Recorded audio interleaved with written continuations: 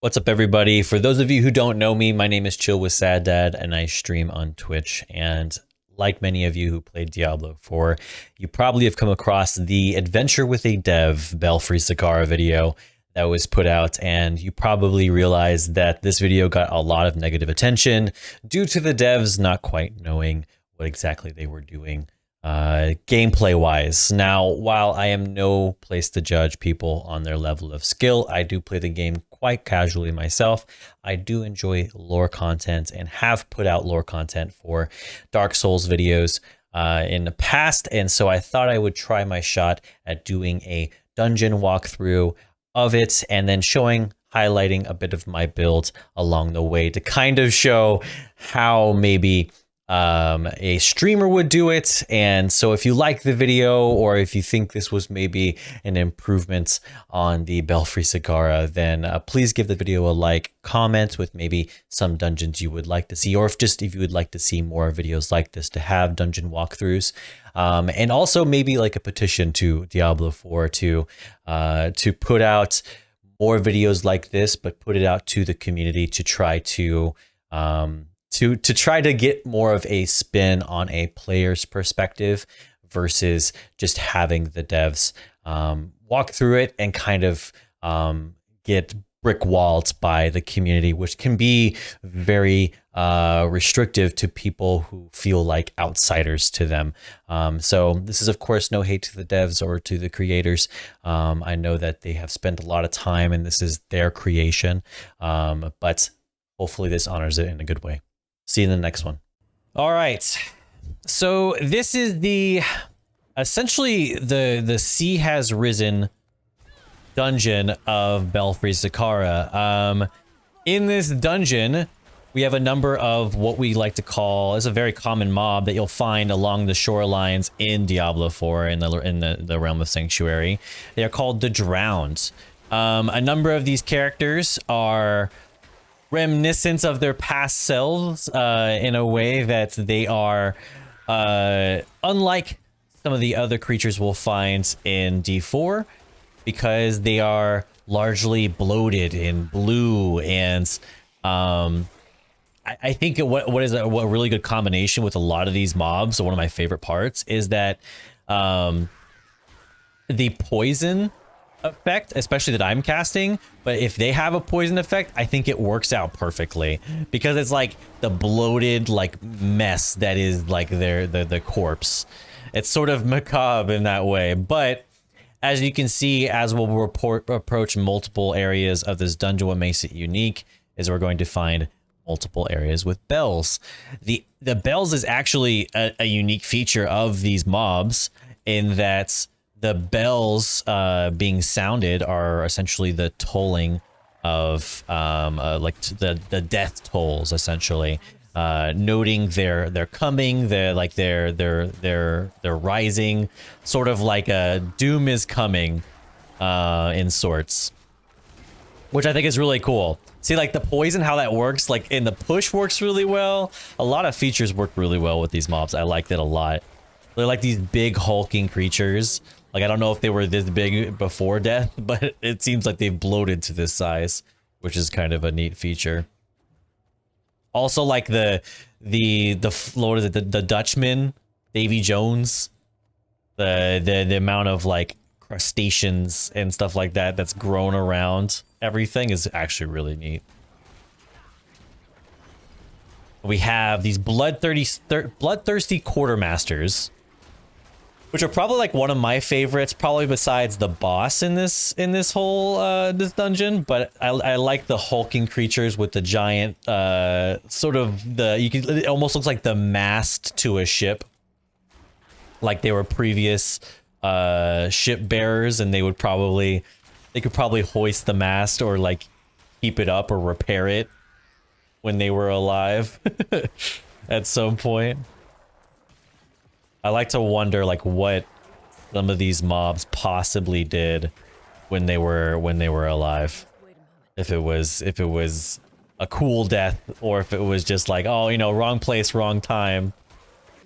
So the build that I'm using today, Some may be wondering if I'm moving sort of fast, or for those of you who know this build, you might be going, he's going kind of slow.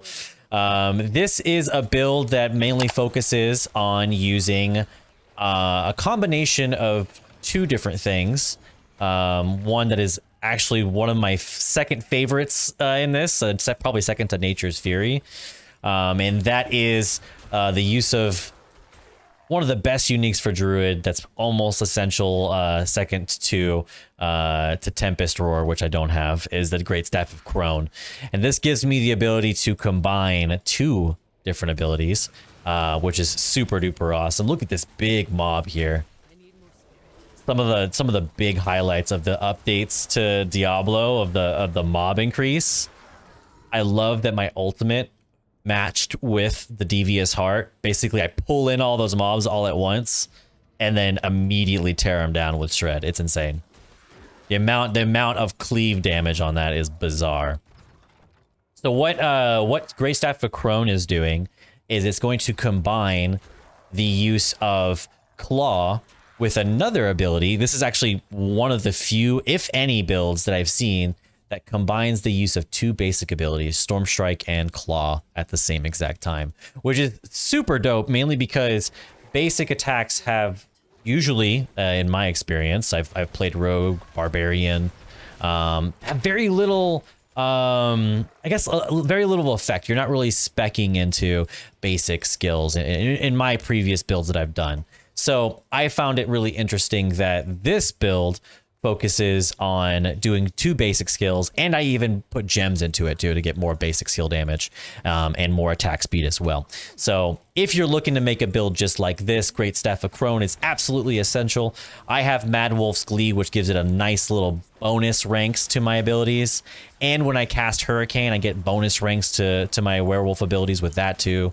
So a lot of bonus ranks. I think in total, if you were to calculate it with Mad Wolf's Glee giving +3 ranks, Hurricane with 2, that's 5, and then with my Great Staff of Crone giving 6 to Claw, and then all the points I put into Claw, that's 15, and then conditionally I also have 2 more, so 17 I think is what I have, a 17 rank Claw.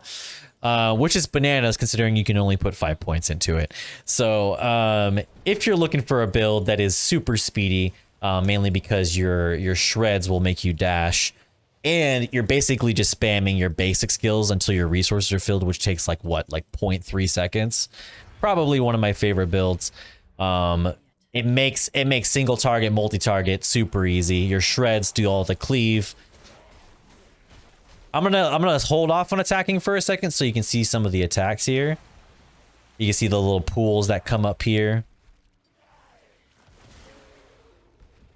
It'll spawn those, and then we'll go to the second phase here, where she'll actually spawn the creatures out of the pools, which I think is a super cool ability. I wish more creatures had unique features like this, but it's very cool. I think there might be a stronghold in the northwest side.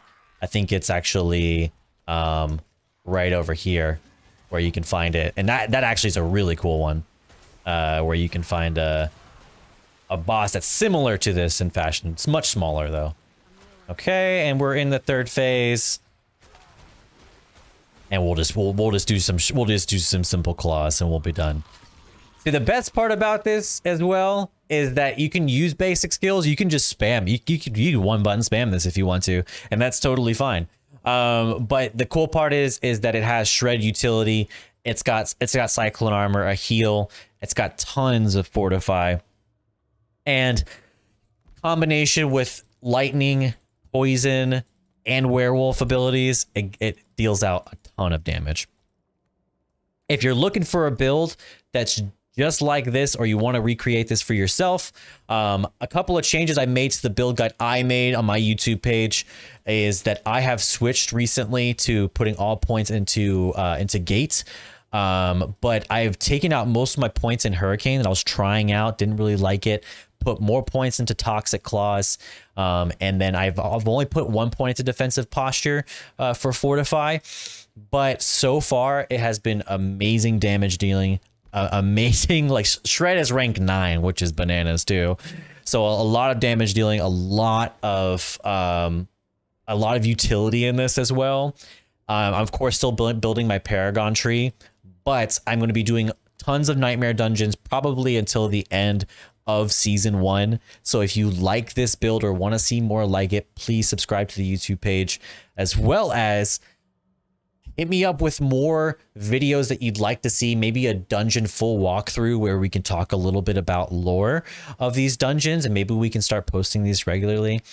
I think Belfry Zakara is an amazing dungeon. The way it's laid out, the themes of it are really strong, and the mobs like basically perfectly match some of the abilities.